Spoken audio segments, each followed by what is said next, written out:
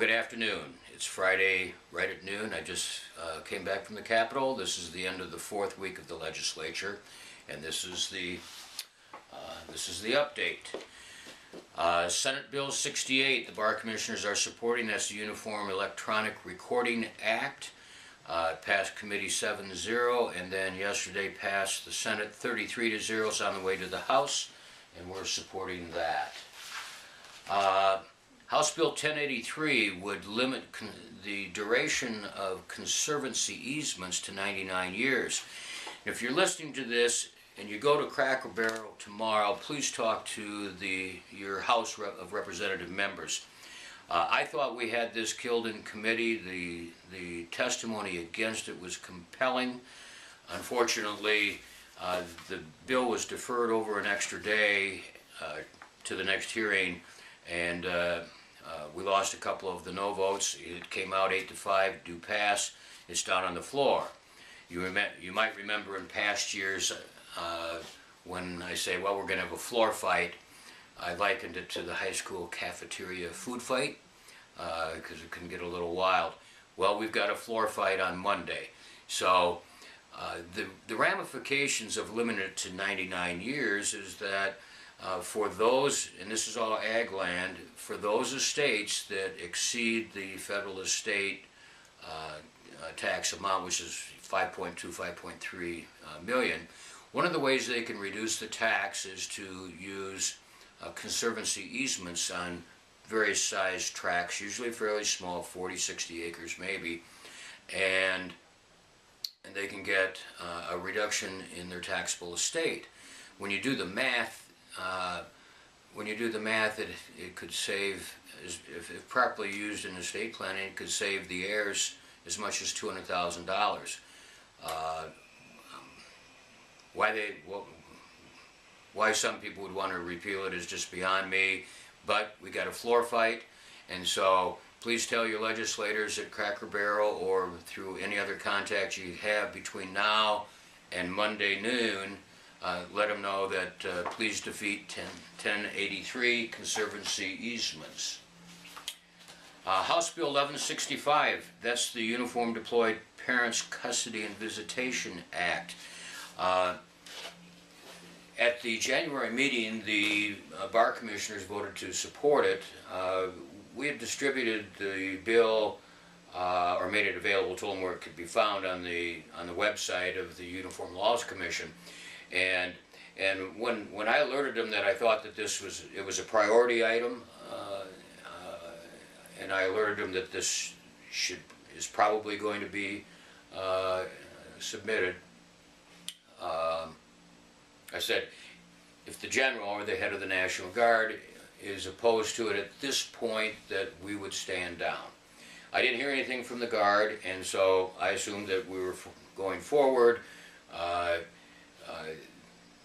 In just the last week or so, some questions and concerns were expressed by some JAG lawyers to the general, and he decided a couple days ago that he's opposed to the bill, and so I've advised the Bar Commissioners we're standing down for this year, and I've encouraged the National Guard and the Governor's Office to work with our Family Law Committee over the next year. There's little question in my mind that the bill will be introduced again in the future, and so rather than the heat of the battle of the legislature, I've encouraged them to talk with us and see if those concerns can't be addressed. In the interim, for the rest of this session, House Bill 1165 is no longer on our radar. We're no longer taking a position. I do not know if the Uniform Laws Commissioners are going to go ahead with the bill or not. I think they're still mulling that over.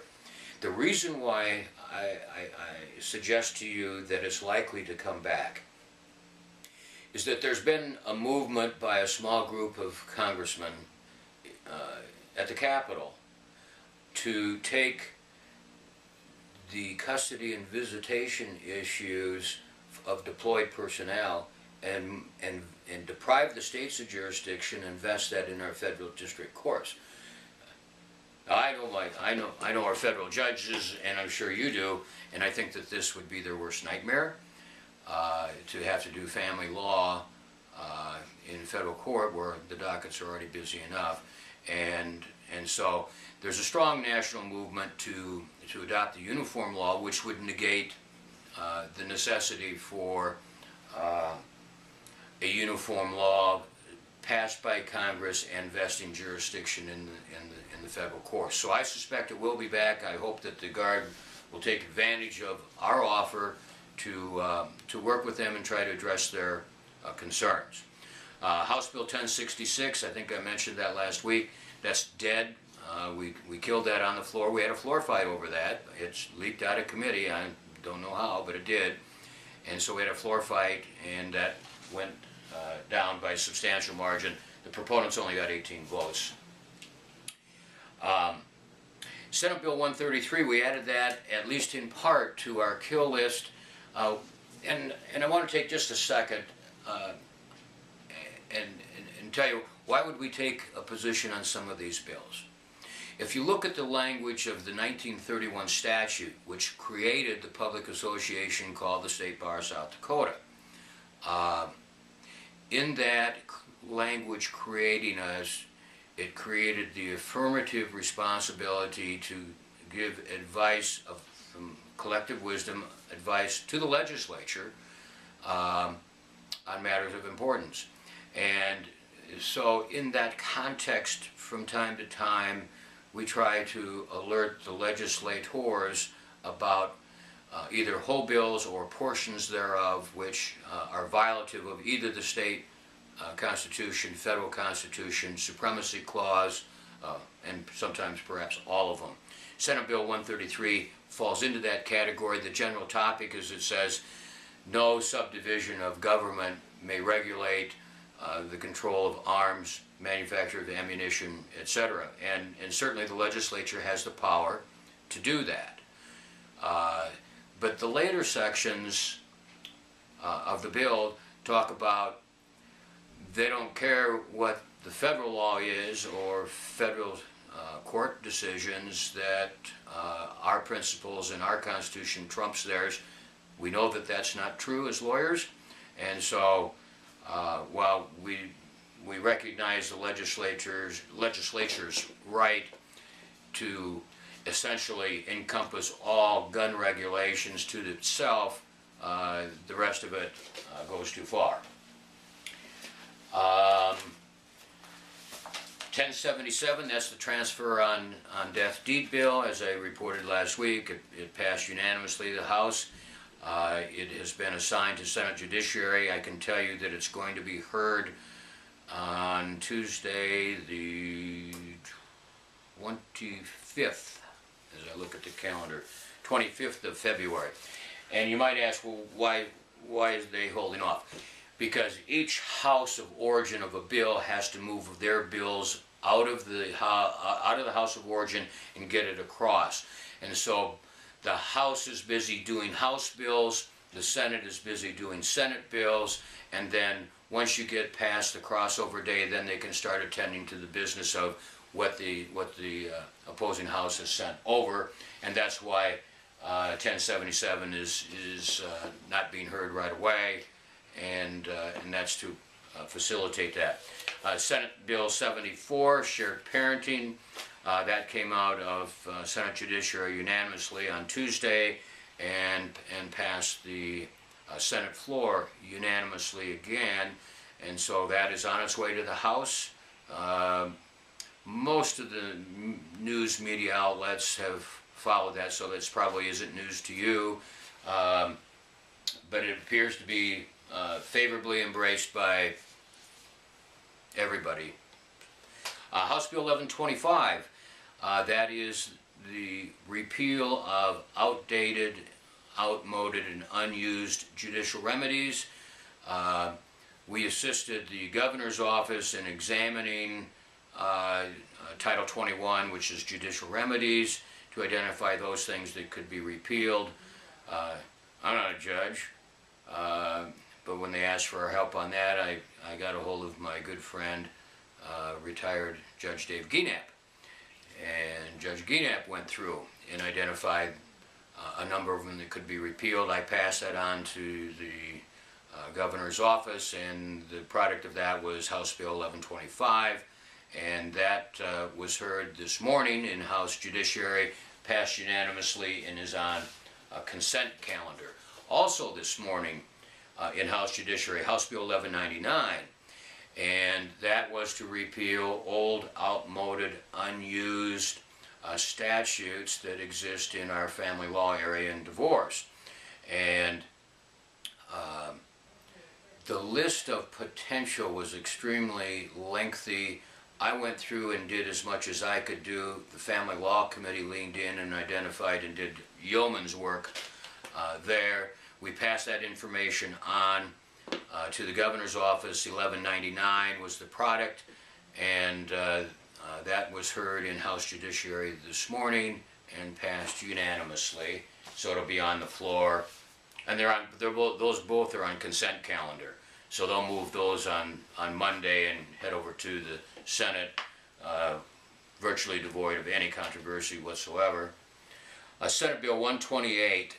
I mentioned this bill once before, and what it says is that the protected classes that are protected under our Human Rights Commission do not include sexual orientation. The Bar Commissioner, and then there's some other, what I think are unconstitutional provisions that go on, but it doesn't make any difference. They missed the point, and the point is that we affirmatively as a state have identified those classes of individuals that cannot be discriminated against either by way of employment, public services, public accommodations. And those are the traditional race, sex, gender, religion. And so, having said these are the classes that we've protected, we don't need to say, oh, but we don't protect those. And the bad public policy by saying that is that, well, where do you draw the line? How many other classes do we want to say, and we don't protect that one, and we don't protect this one? The rest of the bill attempts to proclaim that our Constitution and our state Constitution supersedes that of the feds if they come down with a different interpretation. It claims that ours trumps any subsequent federal court decision, and of course it flies in the face of the Supremacy Clause, 14th Amendment, and the list goes on, and I'm not going to bore you with it. You can use your imagination. The last bill I'm going to talk about today is Senate Bill 148. And Senate Bill 148 was a rather interesting bill, and what it in a nutshell said that the liberty of a parent to direct the upbringing of their children is a fundamental right, which is the law. No state nor any agency may infringe on this without demonstrating the governmental interest. We all know that, but it goes on to say, is of the highest order. Well, now that introduces a standard of, I don't know if it's a standard of evidence, standard of review, that is unheard of in American jurisprudence. We have preponderance, we have beyond a reasonable doubt, and what we use for chins, delinquent children, and so forth is clear and convincing evidence. And that's consistent with the U.S. Supreme Court, which in fact has found that the family entity is fundamental and is protected from government intrusion, except in those cases where our parents' patriae responsibility, which have been around for, well, since the common law, we as a government and society can step in to protect the children when the parents otherwise are not. There were a number of us that lined up this morning to try to kill that bill, and